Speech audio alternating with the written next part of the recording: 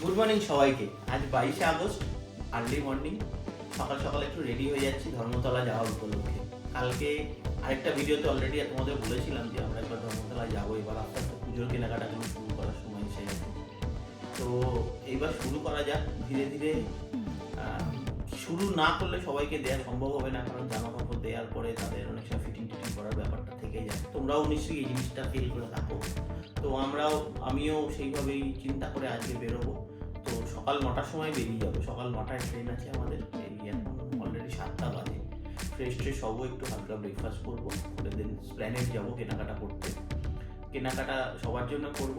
আর কীরকম কী এক্সপিরিয়েন্স হলো, কেমন কী কিনলাম, কী বৃত্তান্ত, এবছর প্ল্যানেটের কেমন কালেকশন সব রয়েছে সেগুলোও দেখাবো। আর যদি কিছু ইনপুট দেওয়ার থাকে যেটা আমি প্ল্যানেটে দাঁড়িয়ে দিতে পারিনি তোমাদের, সেটা আমি মানে বাড়ি ফিরে এসে তোমাদেরকে দেখাবো বা জানাবো যে এরকম এরকম ব্যাপার, এবার এরকম করে কেনাকাটা করলে এরকমভাবে ঠিক হতে পারে। তো সেটা তোমাদের বলবো। একটা ছোটো ইন্ট্রো দিলাম জাস্ট। এবার চলো সোজা যাওয়া যাক প্ল্যানেটে, গিয়ে বাকি জিনিসপত্র তোমাদের দেখাচ্ছি, কী বৃত্তান্ত, কেমন কী হলো, কী কিনলাম কী না। সকাল সকাল একটু ধর্মতলার পথে আমরা এগিয়ে যাচ্ছি। আজকে কিছু পুজোর কেনাকাটা করার প্ল্যান আছে। খুব সকাল 8:30 বাজে। 8:30 বাজে সবে। সবাই ভাববে হয়তো কেন যাচ্ছি।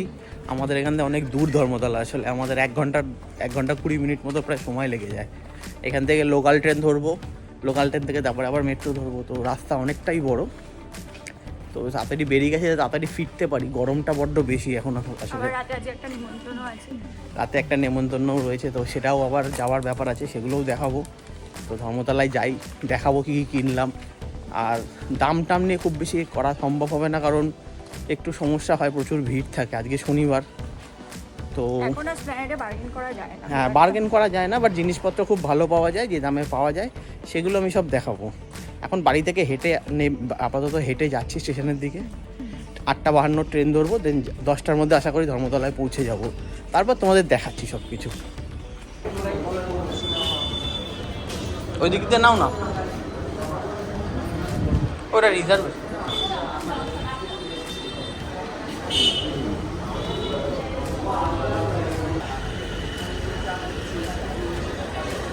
এসে গেছি মধ্যমা স্টেশনে। এই ট্রেনটা দাঁড়িয়ে আছে, এটাতেই উঠবো আমরা। উপর দিয়ে ওই এটার উপর দিকে ওপাশে যাবো, গিয়ে উঠবো, গিয়ে যাই সিট পাই যদি দেখি।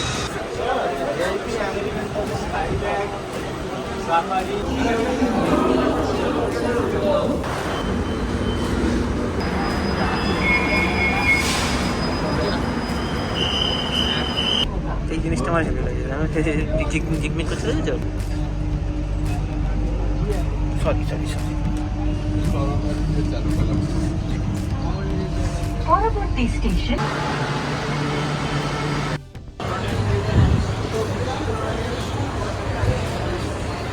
প্ল্যানেট পৌঁছে গেলাম। 1 ঘন্টা 20 মিনিট মতো ম্যাক্সিমাম।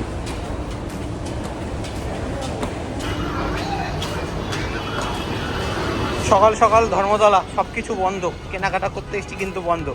কিন্তু আমাদের প্রথম গন্তব্য অন্য জায়গায়, তো সেই কাজ সব সেরে তারপর করবো। বাহ, বিড়ালও কেটে দিল সকাল সকাল। দেখা যাক। সব দোকানদাররা সবাই এখন জিনিসপত্র নিয়ে বসছে, এই কারণেই আসা সকালবেলা একটু ফাঁকা থাকবে যেহেতু।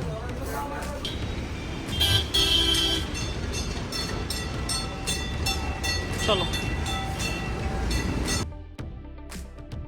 তো ধর্মতলায় আমরা অনেক সকাল সকাল পৌঁছে গেছিলাম, তো সেই জন্য চিন্তা করলাম এত সকালে আমাদের কিছু কেনাকাটার মানে জিনিসপত্রগুলো তখনও দোকানে বসেনি।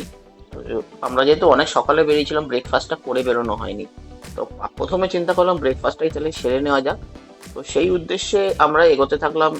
এই জায়গাটাতে, এটা সবাই জানো, সিম্পার্ক মলের সামনে এটা। অঙ্কিতা, একটু টেস্ট কেমন লাগছে বলে দাও।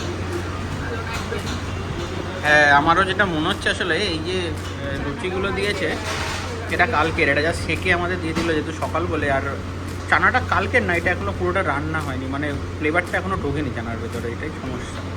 আর আচারটা আমি খাইনি, আমি জানি না। এটা ঠিকঠাক আছে। এবার দোকান খোলা নেই, কিছু তো খেতে হবে। বড্ড খিদেও পেয়ে গেছিলো, অনেক সকালে বেরিয়েছি। খেয়ে নিই আপাতত, তারপর দেখা যাবে।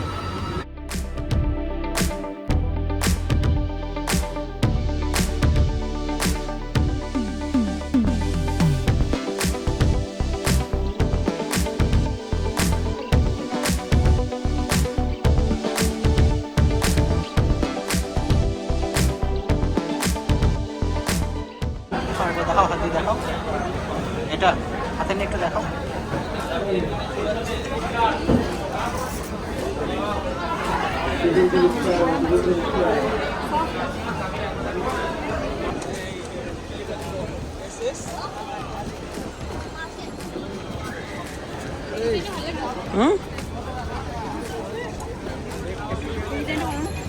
ভালো দেখতে। ফাইনালি কেনাকাটা সব কমপ্লিট, বাড়িতে যাচ্ছি। এত গরম বাইরে আর কেনাকাটা এত বেশি হয়ে গেছে, তাই ফাইনালি একটা গাড়ি বুক করে নিলাম ওবার, ডাইরেক্ট মধ্যমগ্রাম অবধি চলে যাচ্ছি। কি অঙ্কিতা, কি এক্সপিরিয়েন্স হলো? আমার জামা কেনা হয়নি, আবার আসতে হবে। হ্যাঁ আবার আসবো, অসুবিধা নেই, ট্রেনে করে এসেই দেখলাম সুবিধা, এটাই ঠিকঠাক, মানে রাদার দান নিজের গাড়ি চেপে আসার থেকে। এটা গাড়ি রাখার ঝামেলা, তারপরে এখন তো পুজো আসছে, পুজোর জন্য আরও সমস্যা বেড়ে যাবে। তো এটাই ভালো, ট্রেনে করে চলে আসলাম, কেনাকাটা করে উবারে করে চলে যাবো, গাড়ি বুক করে চলে যাবো। এটা সস্তাও পড়বে সবই, মানে যে পয়সায় গাড়ি তেল ভরি তার থেকে অনেক কমে টোটাল ব্যাপারটা হয়ে যাচ্ছে। তো এটাই ভালো হলো। তো কী কী কিনলাম কি জানি? আমি একটা জুতো আর একটা বেশিরভাগ গিফট পারপাসে কিনেছি তো, আর একটা আমার ছোট্ট ট্রলি। অ্যাকচুয়ালি ট্রলিটা একবার দেখাও, এটা খুব ইম্পর্টেন্ট। মানে আমি একটা আমার জন্য নেও ভাবছিলাম, এটা ওর সাজাগোজার ট্রলি, বাট আমি চিন্তা করছিলাম আমার গ্যাজেটের জন্য, বাট দেখলাম ড্রোনটা নিয়ে আর ক্যামেরাগুলো এটার মধ্যে নেওয়া সম্ভব হবে না, তো সেই জন্য আর এটা কিনলাম না। বাট জিনিসটা খুব ইউজফুল, মানে গ্যাজেট রাখার জন্য খুব ভালো। আমি একবার অনলাইনেও দেখবো পরে যদি এটা অনলাইনে দাম বেশি আছে, দাম বেশি মেবি হবে হয়তো, কিন্তু এর থেকে একটু বড় জাস্ট আমার দরকার ছিল। এটা এটা হ্যাঁ অনেক, এটা বাই দ্য ওয়ে 450 পড়েছে, ঠিক আছে।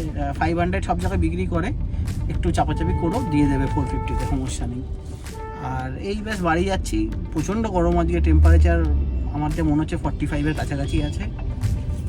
অলরেডি 2 বোতল জল আমরা শেষ করে ফেলেছি, প্লাস যেখান থেকে মানে দোকানে যাচ্ছিলাম সেখানেও জল খেয়ে, তাদের দোকানেও জল খেয়ে রীতিমতো আজকে, যেহেতু আমরা এখন প্রপার ডায়েট আছি, বাইরের খাবার খেতে পাচ্ছি না, একটা সমস্যা হয়ে যাচ্ছে। তাও একটা মানে এত খিদে পেয়ে গেছিলো, একটু ক্যামেরাটা ধরো, এত খিদে পেয়ে গেছিলো যে আমাদের একটুখানি ওই একবার বার্গার কিংয়েও ঢুকতে হয়েছিল, কিছু করার নেই, অপশান নেই। এক জায়গায় বাইরে দিয়ে খাবার নিয়েছিলাম, সেটা অতীব জঘন্য, মানে আগে ভিডিওটা দেখলে কতটা খারাপ ছিল। কিছু দোকানে বসে কিছু উল্টোপাল্টা বলাটা আমরা প্রেফার করি না, কারণ আমরা ফুড ব্লগার নই। তো ঠিক আছে, আমাদের ভালো লাগেনি, আমরা বেরিয়ে এসে অন্য জায়গায় আবার খাবার দাবার খেয়েছি। যাই হোক, বাড়ি যাবো, গিয়ে এবার সারাদিনের প্রপার ডিনার হবে। আর বিকেলে অঙ্কিতার দাদার জন্মদিন আছে, সেটাও দেখাবো, সেটা দেখে একবারে ব্লগটাকে এন্ড করবো। তো বাই বাই, চলো এখনকার মতো। আর বিকেলে আবার বরঞ্চ রেজিউম করছি। আর বাইকটা যদি আজকে পেয়ে যাই, বাইকটাও তোমাদের দেখিয়ে দেবো কী খরচা হলো কী হলো। আর সেপারেট একটা ব্লগ বানাবো, এটাতে বাইকে কী সমস্যা হয়েছিল, কত খরচা হয়েছে, তোমাদের কী হতে পারে, মানে তোমাদেরও যদি এরকম খরচা হয়, মানে প্রবলেম হয়, কীভাবে সলভ করবে, এগুলো সব আমি তোমাদের দেখিয়ে দেবো। ওটা একটা সেপারেট ব্লগ বানাবো, ওটা এই ব্লগটা রাখবো না। বাট হ্যাঁ, বাইকটা আজকে পেয়ে যেতে পারি, পেলে শুধু তোমাদের দেখিয়ে দেবো যে বাইকটা পেয়ে গেছি বা কেমন কন্ডিশন আছে। চলো টাটা।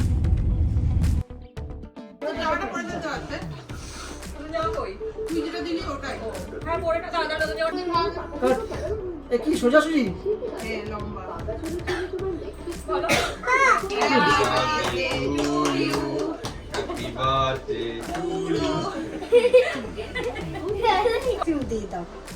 না না, দুটো মিষ্টি খাবার দরকার নেই, আইসক্রিম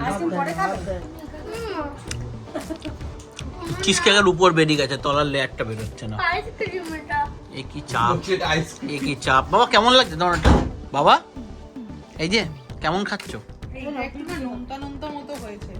খেতে বেশ ভালো, কিন্তু তলাটা মিসিং। এবার ডে এন্ডে এক্সপিরিয়েন্সটা বলার পালা তোমাদের সাথে।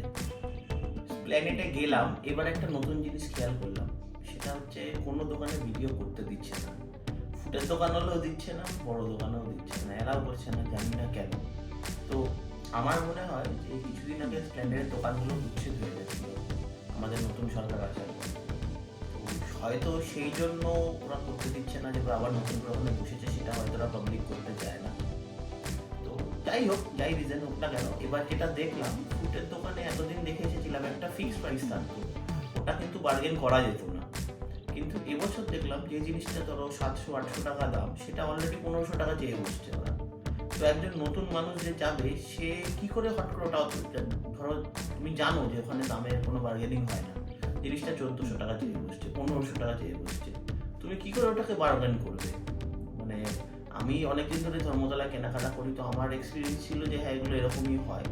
আর তার থেকেও বড় কথা বাজেট, আমি একটা বাজেট চিন্তা করে গেছিলাম। একটা জিনিস দেখলাম, সাপোজ আমি গিফট পারপাসে চুড়িদার দেখছিলাম কারোর জন্য, তো প্রথমেই তারা 1500 টাকা দিয়ে আমি ফুল কেন কিনবো? 1500 টাকাতে একটা ভালো স্বনামধন্য দোকান দিয়ে হয়ে যাবে। অলদো তাদের জিনিসটা খুব ভালো, মানে চয়েসেবল থাকে, খুব সুন্দর, বাট স্টিল আমি কেন কিনবো? আমি একটা টি শার্ট ধরবো, আমার পার্সোনাল জন্য একটা টি শার্ট দেখছিলাম, প্রথমেই সেটার দাম 700 টাকা চাইছে, আমি 250 টাকা দিয়ে টি শার্টটা কিনলাম। তো এখন নতুন কেউ যদি যায়, সে তো এমন জেনে যাবে যে হ্যাঁ এখানে কিছু হয়, মানে এই দোকানগুলোতে বার্গেনিং হয় না, কিন্তু হ্যাঁ তুমি বার্গেনিং করতে পারবে। বাট এই জন্যই স্প্ল্যানেড যদি আসো, বার্গেনিং মাস্ট। তুমি নিজের বাজেটে দাঁড়িয়ে থেকে জিনিসটা কেনার চেষ্টা করো, ওরা দিলে দিল, আদারওয়াইজ আদার্স অপশন পেয়ে যাবে। প্রচুর দোকান আছে স্প্ল্যানেডে, একজন না দিলে আরেকজন দিয়ে দেবে, চিন্তার কিছু নেই।